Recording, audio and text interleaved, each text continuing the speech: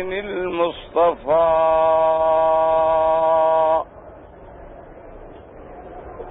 وعلى آله المجتبى وأصحابه النجبى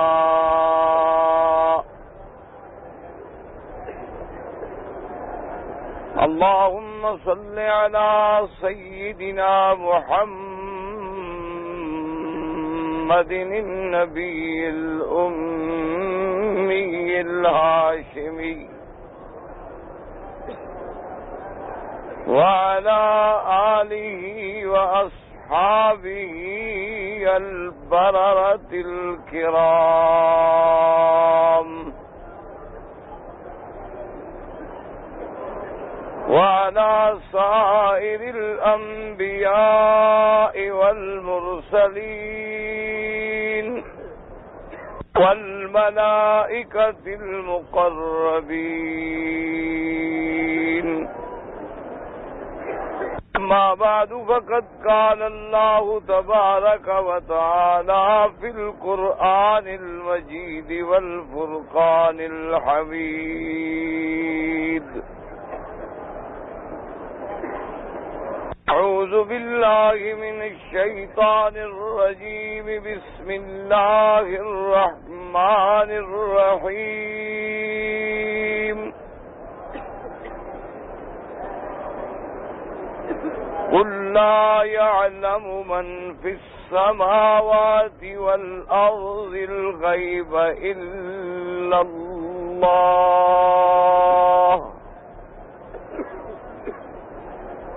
وما يشعرون أيان يبعثون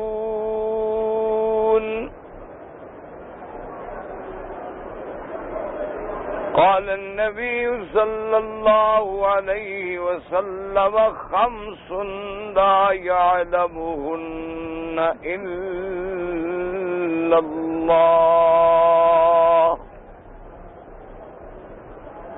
ثم قرأ هذه الآية إن الله عنده علم الساعة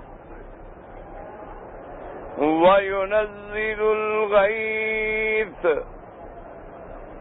ويعلم ما في الأرحام وما تدري نفس ماذا تكسب غدا وما تدري نفس بأي أرض تموت صدق الله العلي العظيم وصدق رسوله النبي الكريم ونحن على ذلك لمن الشاهدين ومن الشاكرين والحمد لله رب العالمين رب اشرح لي صدري ويسر لي أمري أحلل عقدة من لساني يفقهوا قولي سبحانك لا علم لنا إلا ما علمتنا إنك أنت العليم الحكيم برادران اسلام، واجب الاحترام بزرگوں، دوستوں اور بھائیوں، اللہ تبارک و تعالیٰ کے کلام مقدس میں سے ایک آیت مبارکہ اور آقا انعامدار خاتم الانبیاء حبیب کبریا سیدنا محمد مصطفیٰ صلی اللہ علیہ وعلا آلہ واصحابہ وسلم تسلیما کثیرا کثیرا۔ کہ فرامین مبارکہ میں سے ایک حدیث تلاوت کی ہے. دعا فرمائیں کہ اللہ تبارک و تعالی اس عاجز کو بال اہلسیت عافیت کاملہ دائمہ اور حق بات بیان کرنے کی توفیق عطا فرمائیں. پروردگار عالم آپ کو سننے سمجھنے اور ہم سب کو مل کر حق پر چلنے کی توفیق عطا فرمائیں. پروردگار عالم تمام آنے والوں کی حاضری حج عبادت زیارت منظور و مقبول فرمائیں. حج سے قبل میں نے اپنے درس میں اپنے معروضات میں اپنے تقریروں میں یہ عرض کیا تھا کہ ہر چیز کی ایک بنیاد ہوتی ہے، ہر عمارت کی ایک بنیاد ہے. اسی طرح تمام دین اسلام کی بنا کی بنیاد جو ہے وہ ہے کلمہ شہادت لا الہ الا اللہ محمد الرسول اللہ. اسی ضمن میں نے عرض کیا تھا، یہ بات بھی یاد رکھ لیں کہ اسلام میں دین اسلام میں سب سے بنیادی چیز کیا ہے؟ عقیدہ ہے. اگر بنیاد درست ہے تو پھر اس پہ عمارت جو ہے وہ قائم دائم ہے، اور اگر بنیاد کمزور ہے، اگر ریت پہ محل کھڑا کریں تو پھر وہ محل محفوظ نہیں رہ سکتا. کبھی آندھیوں میں گر جاتا ہے، طوفانوں میں گر جاتا ہے، ہواؤں میں گر جاتا ہے. کیوں؟ اس کی بنیاد نہیں ہوتی. اور اسلام میں بنیاد کیا ہے؟ وہ ہے عقیدہ. اور دار و مدار جو ہے وہ صرف اس کلمہ لا الہ الا اللہ پر ہے. اسی لیے قرآن نے خود مثال دی ہے کہ کلمۃ طیبہ، وہ کلمہ طیبہ کیا ہے؟ اصلها ثابت و فرعها فی السماء. فرمایا جس کی بنیاد قائم ہے، دائم ہے، مضبوط ہے، اور پھر جس کی شاخیں بلند ہوتے ہوتے آسمانوں تک چلی جاتی ہیں. تو کلمہ کیا ہے؟ وہ یہی کلمہ ہے جو کلمہ شہادت کہلاتا ہے، جو کلمہ افضل ذکر ہے. سارے اذکار میں افضل جو ہے وہ یہی کلمہ ہے جس کے پڑھنے کے بعد آدمی مسلمان کہلانے کا حقدار ہوتا ہے. اسی لیے بات کو سمجھیں کہ اگر دل میں ایک آدمی کے دل میں ہے کہ اسلام بڑی اچھی چیز ہے، بڑا اچھا مذہب ہے، حضور سرکار مدینہ صلی اللہ علیہ وسلم بڑی شان والی ہستی ہیں، بڑے مدبر ہیں، بڑے مفکر ہیں، بڑے عظیم انسان ہیں، قرآن بڑی اعلیٰ کتاب ہے، لیکن اقرار کلمے سے نہیں کرتا تو اس کے دل میں یہ خیالات اس کو مسلمان نہیں بنا سکتے. جیسے کہ حضرت اکرمہ، سب کہتے ہیں رضی اللہ عنہ، حضرت اکرمہ جو ہیں یہ صحابی ہیں اور صحابی جلیل ہیں، بطل اسلام ہیں، اور ان کا باپ جو ہے وہ سب سے بڑا دشمن ہے میرے مدنی پاک کا، ابی جہل، یہ اس کے بیٹے ہیں. وہ فرماتی ہیں کہ میرے دل میں دین اسلام کی سچائی آ گئی تھی، میں دل میں سمجھتا تھا کہ اسلام سچا مذہب ہے اور حضرت محمد مدنی سچے نبی ہیں. جب نام آئے حضور کا تو درود پڑھ لیا کر.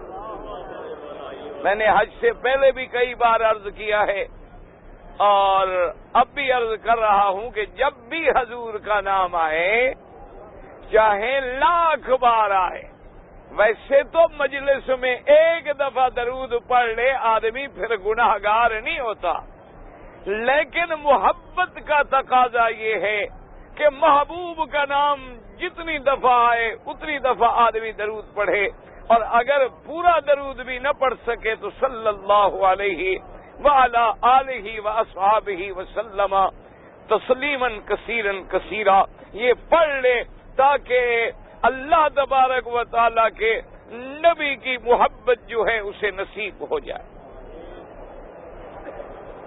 تو سمجھیے بات کو ذرا توجہ کریں گے.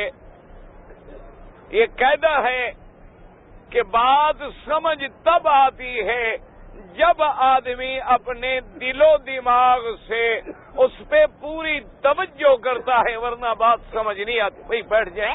اللہم صلی علی دروشی پڑھ لیں تاکہ اللہ کی رحمت نازل ہو.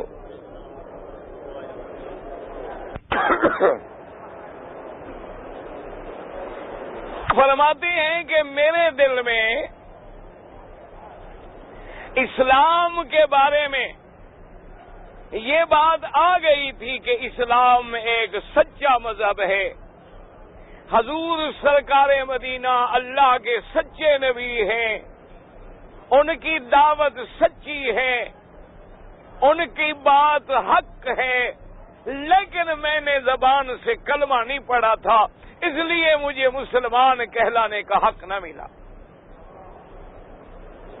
اس کی وجہ کیا تھی؟ فرماتی ہے میں نے دیکھا کہ جب مکے والوں پہ کوئی مصیبت پڑ جاتی ہے، دریاؤں میں ڈوبنے لگتے ہیں، کوئی دشمن چڑھائی کر دیتا ہے، بیماریوں میں پکڑے جاتے ہیں اور بچنے کی امیدیں نہیں رہتی، تو پھر تو اللہ کو پکارتے ہیں، یا اللہ یا اللہ یا اللہ مہربانی کر. اور جب ٹھیک ہو جاتے ہیں، مصیبتیں ٹل جاتی ہیں، بلائیں ٹل جاتی ہیں، تو پھر بتوں کے آگے آگے اپنے کھڑے ہو جاتے ہیں، کبھی حبل کے آگے، کبھی لات کے آگے، کبھی منات کے آگے، کبھی کسی کے آگے، کبھی کسی کے آگے. تو میرے دل میں آتا کہ بھی یہ کیا بتا ہے، جھوٹ کیا ہے کہ دکھ میں تو خدا یاد آتا ہے اور کوئی یاد نہیں آتا. اور جب آدمی تندرست ہو جاتا ہے، ٹھیک ہو جاتا ہے اور پریشانیاں ٹل جاتی ہیں، اور اس کے بعد پھر وہ اللہ کے ساتھ دوسرے شریکوں کو بھی ساتھ ملا لیتا ہے، تو مجھے سمجھ آئی کہ یہ جھوٹے ہیں. اصل بات پھر وہی ہے جو آمنہ کے لال فرماتے ہیں، جو حبیب کبریا فرماتے ہیں کہ ہر حال میں، نفع میں، نقصان میں، ہم میں، غم میں، دن میں، رات میں، دکھ میں، سکھ میں، ہر چیز کا مالک جو ہے صرف اللہ. لیکن میں نے کلمہ نہ پڑھا، اس لیے فرماتے ہیں کہ مجھے مسلمان کہلانے کا اعزاز جو ہے وہ نہ ملا. جب مکہ فتح ہو گیا، حضور کا اسلام کے دین کا پرچم بلند ہو گیا، میں ڈر کے مارے یمن کی طرف بھاگ گیا کہ میں تو سب سے بڑے دشمن کا بیٹا ہوں، مجھے کہاں چھوڑیں گے. ابو جہل تو بدر میں مارا گیا، اور میں حضور کے سب سے بڑے دشمن کا بیٹا ہوں، مجھے کبھی معافی نہیں ملے گی. میں ڈر کے مارے بھاگ گیا. میری بیوی جو تھی وہ مسلمان ہو گئی، اور حضور کی خدمت میں آ کے عرض کیا کہ آمنہ کے لال، میرا شوہر جو ہے وہ ڈر کے مارے بھاگ گیا ہے، اگر وہ بھی کلمہ پڑھ لے تو کیا آپ اس کو معاف کر دیں گے؟ وہ آپ کے سب سے بڑے دشمن کا بیٹا ہے، اس کے لیے معافی کی گنجائش ہے۔ حضور نے فرمایا بیٹی میری جنگ کوئی دولت کے لیے نہیں ہے، زمین کے لیے نہیں ہے، کرسی کے لیے نہیں ہے، اقتدار کے لیے نہیں ہے، میری تو لڑائی صرف اللہ کے لیے ہے۔ اگر وہ اللہ کے نام پہ آ جائے مان لے تو بالکل ہماری جماعت میں داخل ہو جائے۔ اس نے کہا حضور وہ بہت ڈرا ہوگا، اس کا باپ آپ کا بڑا دشمن ہے، پھر آپ کے خلاف اس نے جنگوں میں بڑے حصے لیے ہیں، میری بات پہ شاید یقین نہ کرے تو مجھے کوئی نشانی دے دے، میں جا کے اپنے شوہر کو لے آؤں بھی۔ حضور نے آپ کو امان دی ہے، حضور نے اپنے جوتے مبارک عطا فرمائے۔ اچھا حضور کوئی اور چیز بھی دے سکتے تھے، کوئی تلوار بھی دے سکتے تھے، آپ اپنا بیت بھی دے سکتے تھے، رومال بھی دے سکتے تھے، لیکن جوتے دینے میں بھی حکمت تھی کہ اگر امت کو قیامت تک نجات ملے گی تو محمد مدنی کے قدموں پہ چل کے ملے گی، اس کے بغیر نجات ملنے کا کوئی راستہ نہیں۔ کہ جس کو اللہ نے ہمیں قرآن میں سکھلایا ہے نا کہ مانگو اہدنا الصراط المستقیم، وہ صراط مستقیم کون سا ہے؟ وہ صراط مستقیم جس کی دعا اللہ نے ہمیں خود سکھلائی ہے، اور ہر نماز میں ہم مانگتے ہیں، فرضوں میں مانگتے ہیں، واجب میں مانگتے ہیں، سنتوں میں مانگتے ہیں، تہجد میں مانگتے ہیں، اشراق میں مانگتے ہیں، اوابین میں مانگتے ہیں، ضحیٰ میں مانگتے ہیں کہ اہدنا الصراط المستقیم، کہ یا اللہ ہمیں راستہ دکھلا جو راستہ سیدھا، یعنی پہلے تو راستہ نہ ہو تو ہم چل نہیں سکتے، راستہ ہو اور ٹیڑھا ہو پھر بھی پہنچنا مشکل ہے، اور راستہ ہے ٹیڑھا ہے، لمبا ہے، اور اس کا آگے کوئی ٹارگٹ معین نہیں ہے، پھر بھی ہم نہیں پہنچ سکتے۔ اس لیے صرف راستہ نہیں بلکہ صراط المستقیم، تو اللہ نے فرمایا وہ صراط مستقیم کیا ہے کہ تم میرے مدنی کے قدموں پہ آ جاؤ۔ دعا کرو اللہ ہم سب کو آقا انعامدار حضور کے قدموں پہ چلنے کی توفیق، اسی اتباع میں زندہ رکھے اور اسی اتباع میں موت آئے۔ اسی لیے یہاں تو ہے نا اہدنا الصراط المستقیم، اور آگے کون سا راستہ؟ صراط الذین انعمت علیہم، یا اللہ ان لوگوں کے راستے پہ چلا جن پہ تو نے انعام کیا ہے، ان کے راستے پہ بھی نہ چلا جن پہ تیرا غضب ہے، ان کے راستے پہ بھی نہ چلا جو خود گم کردہ رہا ہے، جو خود گمراہ ہیں، اللہ ان کے عذاب سے ان کے فتنوں سے بچا، اور جو تیرے منعم علیہم ہیں، جن پہ تیرا انعام ہے، جن پہ تیری رضا ہے، جن پہ تو راضی ہے، وہ کون ہے؟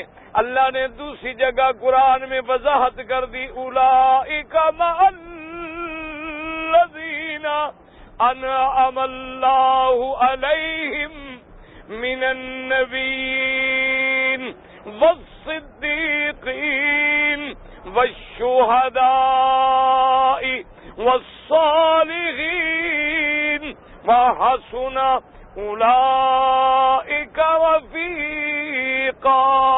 فرمایا جن پہ انعام ہے ان میں سے اول کون ہے؟ میرے نبی، اور سارے نبیوں کا سردار کون ہے؟ محمد رسول اللہ۔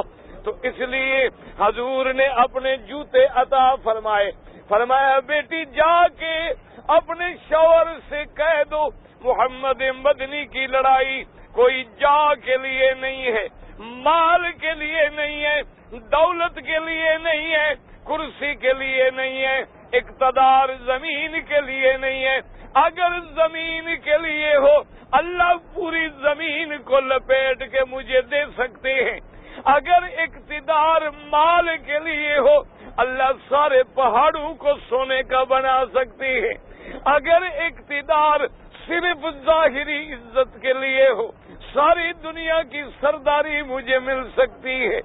لیکن میری لڑائی، میرا جہاد، میرا غصہ، میرا پیار، میری محبت، میرا بغض صرف اسی کے لیے ہے.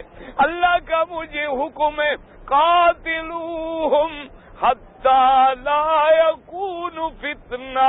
اس وقت تک جہاد کر میرا مدنی جب سارے فتنے مٹ جائیں. وَيَكُونَ الدِّينُ كُلُّهُ لِلَّهِ، اور سارا اللہ کا دین نافذ ہو جائے. میرا کوئی جھگڑا نہیں. میرے جوتے لے جا، اس جوتے پہ چلے، اس رستے پہ چلے، میرے پاس آ جائے، کلمہ پڑھ لے، میں سینے سے لگانے پہ تیار ہوں. بی بی چلی گئی، ڈھونڈتے ڈھونڈتے شوہر مل گیا. حضرت اکرمہ مل گئے، حضور کی امانت دکھلائی. اکرمہ خوش ہو گئے، واپس آ کے محمد مدنی کی دربار میں پہنچے. حضور نے فرمایا اکرمہ میرا تو صرف ایک مطالبہ ہے. میں دولت نہیں مانگتا، میں دنیا نہیں مانگتا، میں پیسے نہیں مانگتا، میں کوئی بدلہ نہیں مانگتا، میں کوئی نظر نیاز نہیں مانگتا، میں کوئی چڑھاوے نہیں مانگتا. لا اسألکم علیہ اجرا ان اجری الا علی رب العالمین. میں تو اپنی دعوت کا، اپنی تبلیغ کا، اپنی محنت کا، اپنی مشقت کا بدلہ بھی اللہ سے مانگتا ہوں. تم سے ایک مطالبہ ہے، کلمتن قل کلمتن، ایک کلمہ پڑھ لے. اکرمہ نے کہا حضور پڑھائیں. فرمایا اشہد اللہ الہ الا اللہ واشہد ان محمدا عبدہ ورسولہ. حضرت اکرمہ نے کلمہ پڑھ لیا. حضور نے فرمایا اکرمہ کلمے پڑھنے کے بعد تم میرے صحابی ہو، تم میرے ساتھی ہو، تم میرے دوست ہو، تم میرے پیارے ہو. حضرت اکرمہ کو وہ مرتبہ ملا کہ حضرت خالد بن الولید کے بعد دوسرے نمبر کا بہادر اکرمہ ہے. ہر وقت حضور کا ساتھی ہے. ایک دن حضرت اکرمہ نے عرض کیا کہ یا رسول اللہ مجھے جب یاد کرتی ہیں میرے باپ کا نام لیتی ہیں، اب جب میں نے کلمہ پڑھ لیا ہے. حضور نے فرمایا صحابہ خبردار، ابو جہل جہنم میں گیا، اکرمہ کلمہ پڑھ کے جنت کا سردار بن گیا ہے. اب اس کو کسی سے نسبت نہ کرو. اب اس کے کلمے کا صرف عام بندہ نہیں بلکہ اللہ کا نبی محمد گواہ ہے. اس نے میرے ہاتھ پہ بیعت کر لی ہے، کلمہ پڑھ لیا ہے. اب اس کی جنت کے دروازے کھل گئے ہیں. اس کو کسی سے نسبت نہ کرو. تو یاد رکھو جب تک کلمہ زبان پہ نہ آئے صرف دل میں ہے تو بھی مسلمان نہیں. اور یاد رکھو کلمہ زبان پہ ہو لیکن دل میں نہ داخل ہو پھر بھی مسلمان نہیں. بات کو سمجھیں، اللہ دین سمجھنے کی توفیق دے. آپ درود شریف پڑھیں گے انشاءاللہ تو بات سمجھ. یعنی دل میں ہے اور زبان پہ نہیں تو بھی مسلمان. دیکھیں کتنے انگریزوں نے کتابیں لکھی ہیں، بڑے بڑے یہودیوں نے کتابیں لکھی ہیں، بڑے بڑے عیسائیوں نے کتابیں لکھی ہیں. ابھی چند دنوں میں آپ کے اس دور میں کتاب چھپی ہے، لکھنے والا عیسائی ہے، کافر ہے.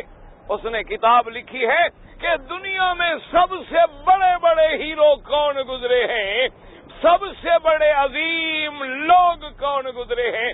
100 انسانوں کی ہسٹری لکھی ہے، لیکن سب سے پہلا نمبر دشمن نے بھی کس کو دیا؟ محمد الرسول اللہ. حالانکہ کافر ہے، عیسائی ہے. حضرت عیسیٰ کو بھی اس نے تیسرے نمبر پہ رکھا. اس نے کہا عیسیٰ علیہ السلام کی بڑی شان ہے، لیکن وہ بنو اسرائیل کے نبی تھے.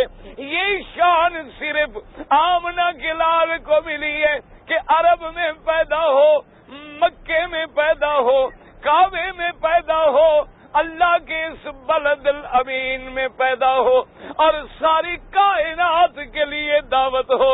عرب کے لیے دعوت ہو، عجم کے لیے دعوت ہو، گورے کے لیے دعوت ہو، کالے کے لیے دعوت ہو. ساری کائنات کے لیے رحمت بن کے آنے والا صرف محمد ہے. کہہ دو صلی اللہ علیہ وسلم. جب حضور کا نام آئے تو کہہ دیں صلی اللہ علیہ وسلم.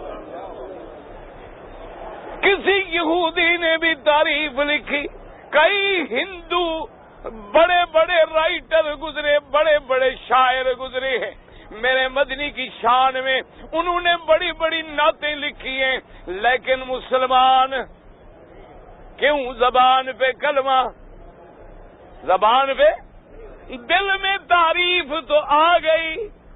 ایک آدمی کہے کہ کعبہ شریف بہت اچھا ہے، غلاف بڑا قیمتی ہے، پر نالا مبارک بڑے شان والا ہے، بڑا حتیم میں اعلی پتھر لگا ہوا ہے، اور بڑا خوبصورت حرم ہے، لیکن کعبے کو قبلہ نہ مانے، نماز نہ پڑھے، ادھر توجہ نہ کرے تو یہ تعریفیں پیدا.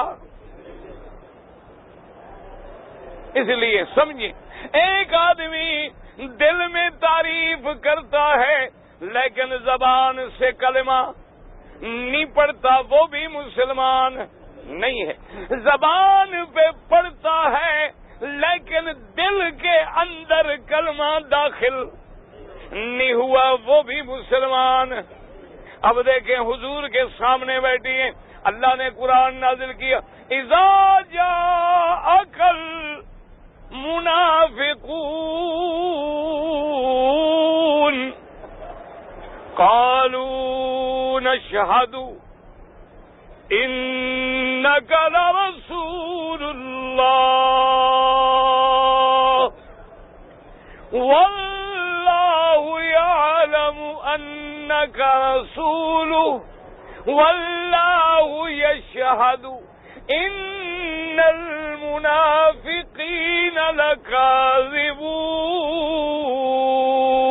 لكاذبون. اللہ نے فرمایا میرا مدنی صلی اللہ علیہ وسلم، جب حضور کا نام آئے تو کیا کہنا ہے بھئی؟ یاد کر لو. چلو آج یہی ایک مسئلہ ہی یاد کر لو، جب حضور کا نام آئے تو کیا پڑھنا ہے؟ ایک مسئلہ جو روز کا یاد کرو نا، انشاءاللہ پھر بھی گاڑی چل پڑے. لیکن اگر ادھر سے سنو اور ادھر سے نکل جائے تو پھر کوئی فائدہ نہیں. اب دیکھیں کہ میرے مدنی پاک اللہ نے قرآن بھیجا، جبریل آیا، میرا مدنی صلی اللہ حاضر یا رب العالمین فرمایا اذا جاءک المنافقون. یہ منافقوں کی جماعت، مدینے میں رہنے والے عبداللہ ابن ابی کی پارٹی، یہ یہودی اصل، یہ دشمن دین تیرے پاس آ کے گواہی دیتی ہیں کہ آپ اللہ کے سچے رسول ہیں، کلمہ پڑھتے ہیں، نمازیں پڑھتے ہیں، وضو کرتے ہیں، تیرے پیچھے کھڑے ہوتے ہیں، جان نثاری کے بڑے بڑے دعوے کرتی ہیں. اللہ نے فرمایا میرا مدنی میں عرش سے گواہی دیتا ہوں، واللہ یشہد ان المنافقین لکاذبون. میں گواہی دیتا ہوں یہ منافق جھوٹے ہیں، یہ جھوٹ بول رہے ہیں، یہ اپنی جان بچانا چاہتی ہیں، یہ وقتی عزت حاصل کرنا چاہتے ہیں. ان کی زبان پہ تو کلمہ ہے لیکن ان کے دل کے اندر ایمان داخل نہیں ہوا. جیسے یہ آتے ہیں اذا لقوا الذین آمنوا قالوا آمنا وَإِذَا خَلَوْا إِلَى شَيَاطِينِهِمْ قالوا انا معكم انما نحن مستہزئون. جب یہ ایمان والوں کو ملتی ہیں کہتے ہیں ہم ایمان لے آئے، ہم کلمہ پڑھنے والے ہیں، اور جب علیحدہ ہوتی ہیں اپنی جماعت میں جاتی ہیں کہتی ہیں ہم تمہارے ساتھ ہیں، ہم تو مسلمانوں کو ٹھٹھا کر رہی ہیں، مذاق کر رہی ہیں، دھوکہ دے رہی ہیں. تو اب بات سمجھیں کہ دل میں تعریف ہے، زبان پہ کلمہ ہے تو پھر بھی مسلمان نہیں. اگر زبان پہ کلمہ ہے لیکن دل کے اندر نہیں اترا، دل میں داخل نہیں ہوا، پھر بھی مسلمان. یاد رکھیں جناب، مسلمان کب ہوگا؟ دعا کر اللہ ہم سب کو مسلمان بنا دے، اللہ ہم سب کو مومن بنا دے، اللہ ہم سب کو ایمان والا بنا دے، اللہ ہم سب کو عقیدہ سمجھا دے. اس لیے سمجھیں کہ صرف مومن کون ہوگا؟ دل میں بھی ایمان ہے، دل میں بھی ایمان ہے، زبان پر بھی کلمہ ہے، اور پورے بدن کے اعضاء، ہاتھ، پاؤں، آنکھیں، دماغ، دل، پیر، پورا بدن بھی اس کی تصدیق کر رہا ہے.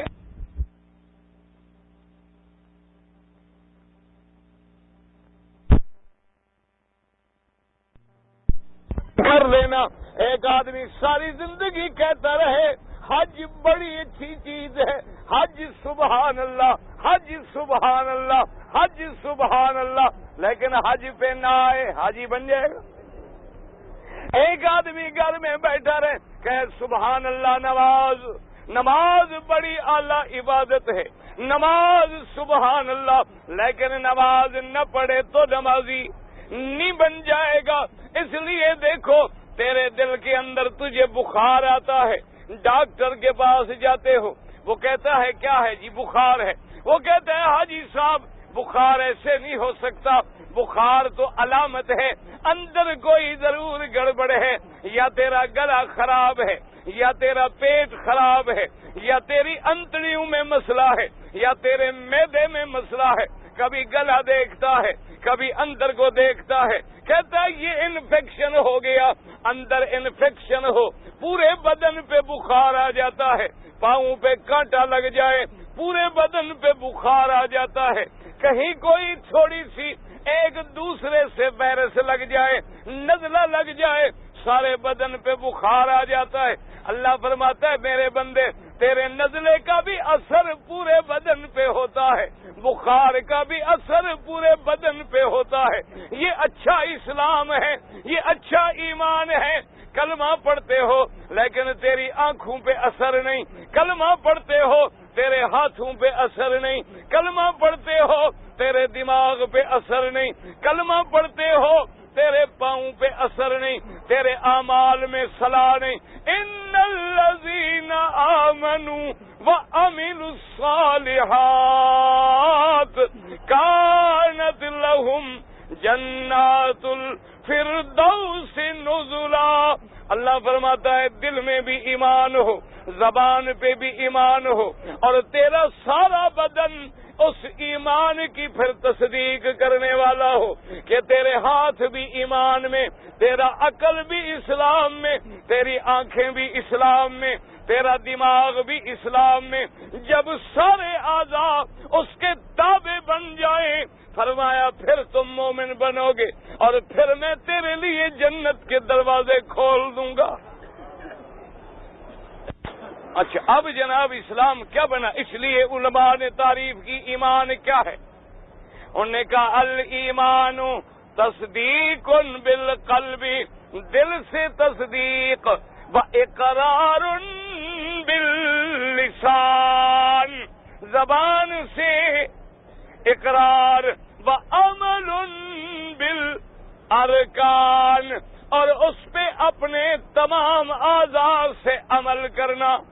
اب تم کو ہم مدینے جا رہے ہیں اور چلو جدے کی طرف، تو کوئی مانے گا؟ اب مدینے کی طرف جب اس طرف چلو گے، اب دین کی مطلب کی تعریف سمجھ لیں کہ ایمان کب مکمل ہوگا، عقیدہ کب مکمل ہوگا، کہ جب ہم نے کلمہ بھی پڑھا ہمارے دل میں بھی تصدیق ہے، اور زبان پر کلمہ کون سا ہے پڑھ لیں، دل سے محبت سے پڑھ لیں، ڈرے نہیں۔ یاد رکھو حاجیو، آج اللہ نے حج پڑھنے کے بعد اپنے کعبے میں بٹھا کے تجھے یہ کلمہ نصیب کیا ہے۔ دعا کر قیامت میں یہی ایک کلمہ جو کعبے میں دل سے پڑھو گے نا، یہی نجات کا ذریعہ بن جائے گا۔ لیکن سمجھو کہ ہم نے کلمہ پڑھ لیا ہے، لا الہ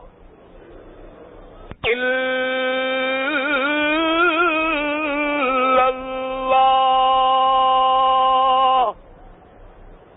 کوئی معبود برحق نہیں مگر الہ مانا، یاد رکھو الہ مانا معبود، الہ مانا معبود، کوئی معبود برحق نہیں مگر اللہ محمد رسول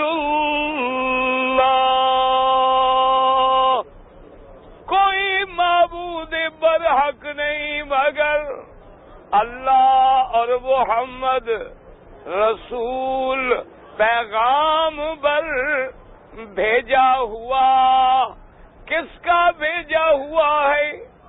اللہ کا۔ محمد مدنی بھی رسول ہے، الہ نہیں، الہ کون ہے؟ اس لیے سمجھے مسئلہ۔ اسی جگہ میری تقریر تھی، پھر حج کے دن آ گئے الحمدللہ۔ اچھا اب دو باتیں یاد رکھ لیں، ہم سب کلمہ پڑھتی ہیں کہ کوئی الہ نہیں ہے، کوئی الہ نہیں مگر اللہ، لیکن یاد رکھو اس کا جب تک ترجمہ نہیں سمجھو گے، معنی نہیں سمجھو گے، اس وقت تک کلمے کا بھی کوئی فائدہ نہیں پڑھنے کا۔ اس لیے خدا نے قرآن میں حکم دیا، فَاعْلَمْ أَنَّهُ لَا إِلَٰهَ إِلَّا اللَّهُ۔ اللہ نے حکم دیا، مدنی صلی اللہ علیہ وسلم جان سمجھ لے، یعنی معنی یہ ہے کہ آپ بھی سمجھیں، امت کو بھی سمجھائیں کہ لا الہ کا معنی کیا ہے۔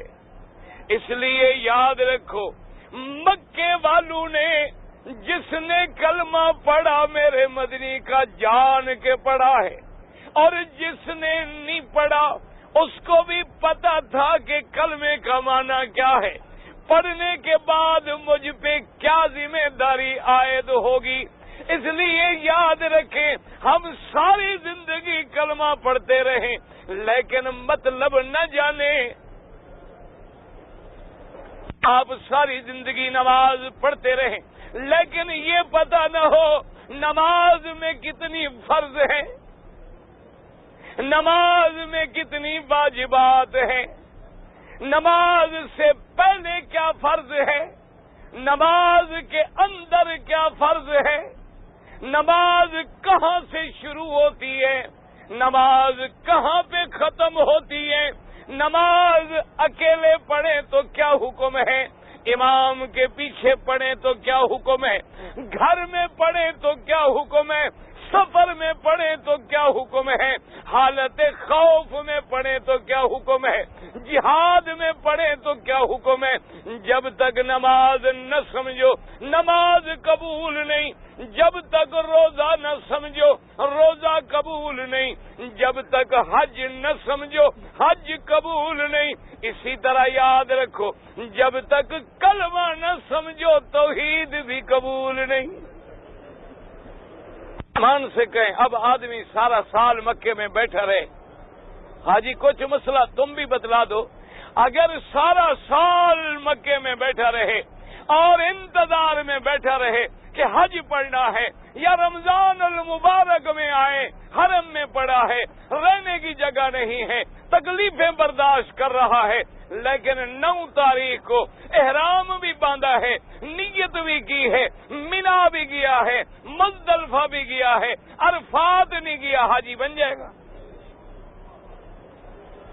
حاجی ہو جائے گا؟ اچھا، عرفات بھی گیا ہے، مسجد نمرہ میں بھی گیا ہے، لیکن مسجد کے اس حصے میں بیٹھا رہا ہے جو وادی نمرہ میں ہے، عرفات میں داخل نہیں ہے، پھر بھی حاجی بن جائے؟ وہ کہے جناب میں تو 3 مہینے سے بیٹھا ہوں، وہ کہے جناب میں تو سال سے بیٹھا ہوں۔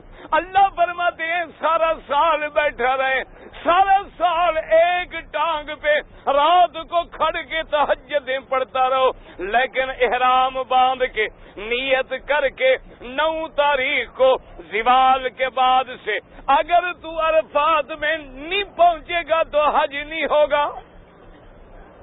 اسی طرح یاد رکھو، ساری زندگی کلمے پڑھتے رہو، لا الہ کہتے رہو، ضربیں لگاتے رہو، لا الہ الا اللہ کی کلمے تسبیحاں پڑھتے رہو، مشقیں کرتے رہو، لیکن کبھی قبروں پہ سجدہ، کبھی غیروں پہ سجدہ، کبھی غیروں کی منت، کبھی غیروں کی نظر، کبھی غیروں کی نیاز، کبھی غیروں کی پکار، کبھی غیروں کے نعرے، کبھی غیروں کو بھی سہارا بنا لے، تو سمجھو اس کلمے کا فائدہ کوئی نہیں، کیونکہ مطلب نہیں سمجھے ہم کلمے کا۔ اچھا، اب 2 چیزیں میں بتلاتا ہوں، یاد رکھ لینا۔ اگر تم نے ان 2 چیزوں کو دماغ میں بٹھا لیا، انشاءاللہ اللہ کے کعبے میں بیٹھ کے میں آپ کو انشاءاللہ یہ یقین دلاتا ہوں کہ یہ 2 چیزیں یاد کر لو اور اللہ کی رحمت سے توحید پکی ہو جائے گی، شرک سے بچ جاؤ۔ 2 چیزیں یاد کر لو کہ سارے قرآن میں دیکھو، ایک بات یہ یاد کر لیں کہ عقیدے کی بات جب کوئی کرے، مولوی مکی کرے یا مولوی مدنی کرے، عربی کرے یا اجمی کرے، عقیدہ کبھی قرآن کے بغیر ثابت نہیں ہوتا۔ ایک بات یاد رکھ لو پکی۔ اسی طرح عقیدہ کبھی جب تک کہ میرے مدنی کا فرمان صحیح حدیث ہو، جس میں کوئی شبہ نہ ہو، کوئی گمان، کوئی کمزوری نہ ہو، پھر عقیدہ ثابت ہوتا ہے۔ عقیدہ بزرگوں کی باتوں سے ثابت نہیں ہوتا کہ فلاں بزرگ نے لکھا ہے، فلاں بزرگ کہتے ہیں نا، یاد رکھ لے۔ اب دیکھیں 2 چیزیں یاد رکھیں کہ جہاں الہ کا لفظ آئے کہ ہمارا کوئی الہ نہیں مگر الہ مانا معبود، لیکن نشانیاں 2 یاد رکھ لے۔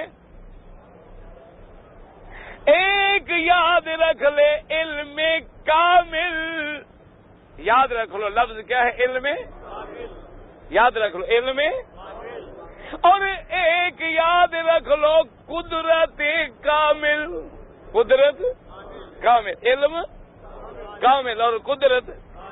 یہ 2 چیزیں جو ہیں جس میں ہیں وہ الہ ہے۔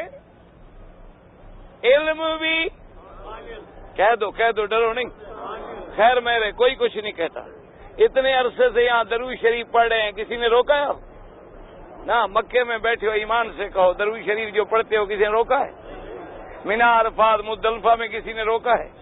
اچھا، یہاں آج جمعہ پڑھا ہوگا، خطبہ سنا ہوگا، امام صاحبان خطبے میں درود پڑھتے ہیں نہیں پڑھتے؟ یا ایھا الذین آمنوا صلوا علیہ وسلموا تسلیما پڑھ کے درود پڑھتے ہیں کہ نہیں پڑھتے؟ ہاں جی، تو پھر مہربانی کر کے ذرا دل و دماغ میں بات کو سمجھو۔ کیا پہلی نشانی کیا ہے؟ علم، دوسری کیا ہے؟ قدرت کامل۔ یاد رکھو، علم کامل، علم محیط، علم غیب، علم ما کان وما یکون، علم اول بھی آخر بھی، یہ کس کی صفت ہے؟ یاد رکھو۔ اچھا اسی طرح قدرت بھی کامل، قدرت بھی کامل کہ جب چاہے جو چاہے جیسا چاہے، انما امرہ اذا اراد شیئا ان یقول له کن فیکون، فسبحان الذی بیدہ ملکوت کل شیء، یہ کس کی صفت ہے؟ ان اللہ علی کل شیء قدیر، یہ کس کی صفت ہے؟ تو یاد رکھیں دو چیزیں، پہلی چیز کیا بتلائی؟ علم، اور دوسری کیا بتلائی؟ ہاں جی قدرت کامل، یہ کس کی صفت ہے؟ اچھا یہ ہم نہیں کہتے، ان اللہ علی کل شیء قدیر، ہر چیز پہ قدرت رکھنے والا۔ قل هو القادر، قادر کس کی صفت؟ ساری کائنات کا تصرف کس کے ہاتھ میں؟ الا لہ الخلق والامر فتبارک اللہ رب العالمین، تبارک الذی بیدہ الملک وہو علی کل شیء قدیر۔ یہ قدرت کامل کا مالک کون ہے؟ اچھا اب ایک دفعہ کلمہ پڑھنے پھر زبان آسانی ہو جائے گی۔ کوئی بات بھول جائیں، گھر میں جا کے 20واں پارہ کھول لیں، اللہ فرماتے امن خلق السماوات والارض وانزل من السماء ماء فانبتنا به حدائق ذات بہجہ۔ اللہ فرماتا ہے کون ہے جس نے آسمانوں اور زمینوں کو پیدا کیا؟ کون ہے جس نے آسمانوں سے پانی کو اتارا؟ کون ہے جس نے زمینوں سے باغات اگائے؟ فرماتی اِلٰہٌ مع اللہ، اے میرے بندے کیا اس الہ کے ساتھ کوئی اور الہ بھی ہے؟ کہہ دو امن جعل الارض قرارا، کون ہے جس نے زمین کو تیرے لیے جائے قرار بنایا، رہنے کے قابل بنایا، چلنے کے قابل بنایا؟ اللہ فرماتے امن جعل الارض قرارا وجعل خلالها انہارا، کون ہے جس نے زمین میں نہریں جاری کی؟ اور آخر میں کیا فرماتی ہے؟ اِلٰہٌ، اس کے ساتھ کوئی اور الہ بھی ہے؟ کہہ دو نہیں۔ اچھا فرمایا امن یہدیکم فی ظلمات البر والبحر، کون ہے جو تمہیں خشکی میں، دریاؤں میں، اندھیروں میں نجات دینے والا، سیدھے راستے پہ لگانے والا، بادلوں کو چلانے والا، بجلی کو چمکانے والا؟ فرماتی ہیں اِلٰہٌ مع اللہ، کہ ظالم ہو کوئی اور بھی الہ ہے اس کے ساتھ؟ کہہ دو نہیں۔ امن یجیب المضطر اذا دعا ویکشف السوء، کون ہے جو پریشان حالوں کی دعائیں سنتا ہے؟ کون ہے جو ہمارے دکھ ٹالتا ہے؟ کون ہے جو ہماری بیماریاں ختم کرتا ہے؟ کون؟ اِلٰہٌ مع اللہ، کیا اس کے ساتھ کوئی اور الہ ہے؟ کہہ دو لا الہ۔ اب دیکھیں جی، رات دن پڑھتے ہو، ہر مسلمان پڑھتا ہے، قبروں پہ سجدے کرنے والا بھی پڑھتا ہے، غیروں کی منتیں ماننے والا بھی پڑھتا ہے، عقیدے والا بھی پڑھتا ہے، ڈھیلے عقیدے والا بھی پڑھتا ہے۔ آیت الکرسی ہر مسلمان کو یاد ہے، کیا پڑھتی ہو؟ اللہ لا، پڑھ لو، کیا ہے؟ اللہ، اس میں جلالہ، اللہ کا نام ہے نا، اس میں ذات ہے اللہ۔ اچھا، اللہ کون؟ اللہ لا الہ، کوئی معبود نہیں مگر الحی القیوم، کون جو ہائی مانا؟ ہاں جی، ہائی مانا کیا ہوتا ہے؟ ہائی مانا زندہ، کہہ دو، ڈرتے کیوں ہو؟ خیر میرے ڈرو نہیں، ماشاءاللہ۔ ہائی مانا کیا ہے؟ 11ویں کا نام لیں تو ابھی سب کہہ دو 11ویں شریف، وہاں تو نہیں ڈرتے ہو؟ ہاں جی، 40واں شریف، یہاں بھی تو بات کرو نا۔ اللہ لا الہ، کوئی معبود نہیں مگر اللہ، صفت کیا؟ الحی، زندہ، تم بھی تو زندہ ہو نا، تم بھی زندہ ہو گے نہیں، لیکن وہ ایسا زندہ ہے جس پہ کبھی موت، سمجھو مسئلہ، وہ ایسا زندہ جو زندگی کو بھی پیدا کرنے والا، زندگی کو بھی پیدا کرنے والا، اور جس پہ کبھی موت، کبھی فنا۔ جب ہم زندہ ہیں لیکن ہم پہ فنا، موت، سب کچھ ہے، اور وہ ایسا زندہ ہے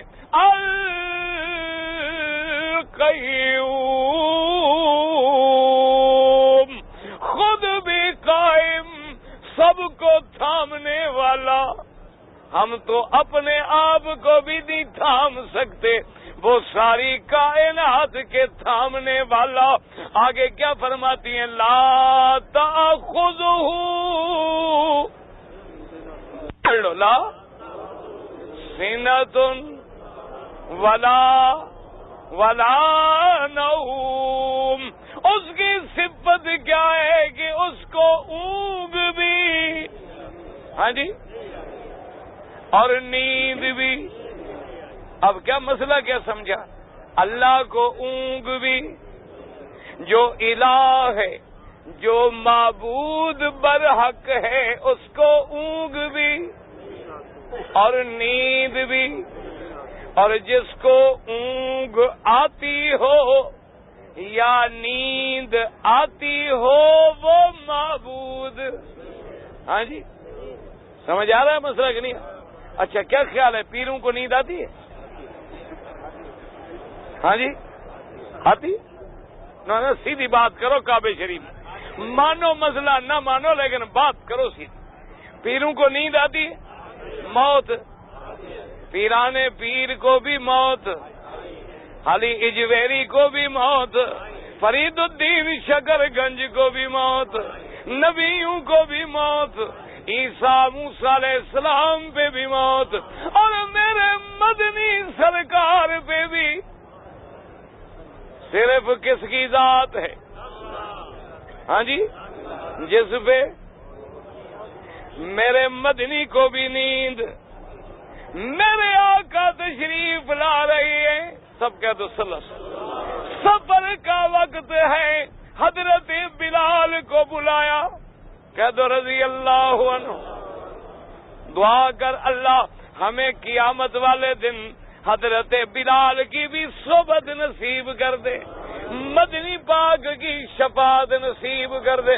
حضور نے فرمایا کہ بلال حاضر یا رسول اللہ، فرمایا وقت تھوڑا رہ گیا ہے، ہم بہت تھکے ہوئے ہیں، قافلے کو اترنے کا میں نے حکم دے دیا ہے، بیٹھ کے تم نہیں سونا، نیند نہیں کرنا۔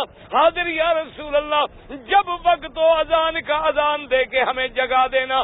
کہتے ہیں حاضر، حضور جا کے لیٹ گئے، صحابہ لیٹ گئے۔ حضرت بلال فرماتی ہیں میں نے اونٹ کی پلان کو رکھا اور اس کے ساتھ یوں ٹیک لگا کے جدھر سے صبح صادق ہونی ہے نظریں ٹکا کے بیٹھ گیا تاکہ محبوب کی نیند میں خلل نہ آئے، حضور کی نماز میں بھی دیر نہ ہو جائے۔ کہتی ہے میں بیٹھا ہوا ہوں، دیکھ رہا ہوں، فغلبنی النوم، خدا کی شان ہے میں بھی تھکا ہوا ہوں، مجھ پر بھی نیند نے غلبہ کر لیا، میں بھی سو گیا۔ اتنے سو گئے، صحابہ سو گئے، بلال سو گئے، حضور سو گئے، اور سورج نکل آیا، دھوپ پڑی تو سب سے پہلے میرے محبوب جاگے۔ حضور جب جاگے تو سورج نکل آئے، حضور ناراض ہو گئے، فرمایا پکڑو بلال کہاں، یہ تو نہیں نا کہ تو ہم تو حاجی ہیں نا، نماز چلی جائے، فکر نہیں۔ حضور نے فرمایا آئی نا بلال، کہاں ہے بلال، لے آؤ۔ بلال حاضر ہو گئے۔ حضور نے فرمایا میں نے کیا حکم دیا تھا کہ تم نے سونا نہیں ہے، جاگنا ہے، دیکھو سورج نکل آیا، میری نماز قضا ہو گئی۔ حضرت بلال نے عرض کیا کہ یا رسول اللہ ناراض نہ ہوں، جس خدا نے اپنے نبی کو بھی نہیں اٹھنے دیا، بلال کیا کرے؟ اللہ نے اپنے نبی کو بھی سلا دیا ہے۔ حضور نے فرمایا جلدی نکلو، فخرجوا من هذا الوادي ان هذا الوادي بها شیطان، اس وادی سے نکلو، یہاں تو شیطان کا ڈیرا ہے، اس میں میری نماز چلی گئی ہے۔ اب دیکھو نبی سو گیا، لیکن الہ کون ہے؟ لا تأخذه، پڑھ لو، لا تأخذه سنة ولا نوم، اور جس پہ نوم آئے وہ الہ نہیں۔ ہاں جی، الہ کی صفت کیا ہے؟ اس کو اونگ بھی اور نیند بھی نہیں آتی۔ اللہ کے نبی سو گئے، نماز قضا ہو گئی، معلوم ہوا نبی تو ہے لیکن الہ۔ بلال تو ہے، صحابی تو ہے، شان والا تو ہے، لیکن الہ نہیں۔ جو سو جائے وہ الہ، جو اونگ آئے وہ الہ، اور جو فوت ہو جائے وہ الہ، اور جو خود اپنے آپ کو بھی قائم نہ رکھ سکے وہ الہ۔ اور فرمایا لہو ما فی السماوات وما فی الارض، جو کچھ آسمانوں میں ہے، جو کچھ زمینوں میں ہے، یہ کس کا ہے؟ یہ کس کا ملک ہے؟ ہاں جی، کس کا ملک ہے؟ اچھا، ساری کائنات کس کا ملک ہے؟ تیرے پیر ولی بزرگ زمین میں ہیں تو کس کا ملک ہے؟ ان کی جائیدادیں کس کا ملک ہے؟ ان کی جانیں کس کا ملک ہے؟ ان کی روحیں کس کا ملک ہیں؟ ان کی اولادیں کس کا ملک ہیں؟ اور فرمایا یاد رکھو جو محتاج ہو وہ بھی الہ نہیں بن سکتا، جو لوگوں سے چندے مانگے وہ بھی معبود نہیں بن سکتا، جو لوگوں کی نظر پہ زندہ ہو وہ بھی کبھی عبادت کے لائق نہیں ہو سکتا۔ جو تم جاؤ تو نظر دو، آؤ تو نظرانے دو، فرمایا وہ بھی تیرے سجدے رکوع کے قابل نہیں ہو سکتا۔ وہ تو وہ قابل ہے جس کا سارا ملک ہے، آسمان بھی اس کے، زمینیں بھی اس کی، وہ بنائے تو مرضی، وہ مٹائے تو مرضی، وہ زمینوں کو شک کر دے تو مرضی، زمینوں کو بدل دے تو مرضی، تاروں کو گرا دے تو مرضی، چاند سورج کو اندھیرے والا کر دے مرضی، چمکا دے مرضی، وہ چلا دے مرضی، وہ گرا دے مرضی۔ اس لیے یاد رکھیں میرے پاک نبی کا بیٹا حضرت سیدنا ابراہیم علیہ السلام، اللہ پاک کی اس پہ سلامتی ہو، جب فوت ہو گئے بڑا لاڈلا بیٹا ہے، بڑا خوبصورت بیٹا ہے۔ صحابہ کہتے تھے کہ جب جھولے میں ہوتا تو جھولا بھرا بھرا لگتا تھا، اور حضور نے فرمایا اگر میرے بعد نبوت کا دروازہ بند نہ ہوتا اللہ میرے اس بیٹے کو بھی نبی بناتے، لیکن اللہ نے مجھ پہ نبوت ختم کر دی ہے۔ اور جب حضرت ابراہیم فوت ہوئے، حضور اداس بیٹھی ہیں، آنسو بہ رہی ہیں۔ خدا کی شان ہے، جس دن ابراہیم فوت ہوئے سورج کو گرہن لگ گیا، سورج گہنا گیا، تو کچھ لوگ کہنے لگے کہ سورج اس لیے گرہن لگ گیا ہے کہ بے موت ابراہیم، نبی کے بیٹے کی موت کی وجہ سے۔ یہ جاہلوں کا عقیدہ تھا، کافروں کا عقیدہ تھا کہ سورج کو گرہن لگتا ہے جب کوئی بڑا آدمی مر جاتا ہے، جب کوئی بڑا آدمی فوت ہو جاتا ہے، چاند بھی روتا ہے، سورج بھی گہنا جاتا ہے۔ حضور کو پتا چلا، حضور نے خطبہ دیا اور فرمایا یاد رکھو ان الشمس والقمر آیاتان من آیات اللہ لا یکسفان لموت احد ولا لحیات احد۔ خبردار، چاند سورج اللہ کی قدرت کی نشانیاں ہیں، کسی کی موت کی وجہ سے یہ نہیں گرہن لگتے، کسی کی پیدائش پہ نہیں گرہن لگتا، بلکہ اللہ اپنے بندوں کو ڈرانے کے لیے جب چاہتے ہیں تو بے نور کر دیتے ہیں، تاکہ بندے سمجھ جائیں کہ اتنے نورانی کرے، اگر میں ان کا نور چھین سکتا ہوں تو تمہاری کیا طاقت ہے۔ حضور نے فرمایا کہ جب چاند پکڑا جائے، جب سورج پکڑا جائے، کیا کرو تم نماز میں مشغول ہو جاؤ، تم قرآن میں مشغول ہو جاؤ، کہیں ایسا نہ ہو کہ قیامت آنے والی ہو۔ اگر ایسا ہو جائے تو بندے کی عبادت میں موت ذکر میں آ جائے۔ اس لیے فرمایا یاد رکھو جو خود محتاج ہیں، مکان کے محتاج ہیں، وہ رہنے کے محتاج ہیں، وہ کھانے کے محتاج ہیں، وہ نظر کے محتاج ہیں، وہ نیازوں کے محتاج ہیں، وہ قبروں کے محتاج ہیں، وہ کفن کے محتاج ہیں، وہ دفن کے محتاج ہیں، وہ بھی تیرے سجدے کے لائق نہیں ہو سکتے۔ عبادت کے قابل کون ہے؟ لہو ما فی السماوات، لہو ما فی السماوات وما فی الارض، جو کچھ آسمانوں میں ہے وہ بھی کس کا؟ ملائکہ آسمانوں میں ہیں وہ بھی کس کے؟ زمین کس کی؟ جبال پہاڑ نعمتیں ساری مخلوق کس کی؟ اب جناب آگے پڑھو کیا ہے؟ من ذا الذی یشفع، پڑھ لو مسلمانوں، ڈرتے ہو؟ یہ تو سب کو آتی ہے نا، کرسی، سورۃ یاسین، یہ تو آتی ہے نا سب کو ماشاءاللہ۔ کیوں سورۃ یاسین ہم نے ختم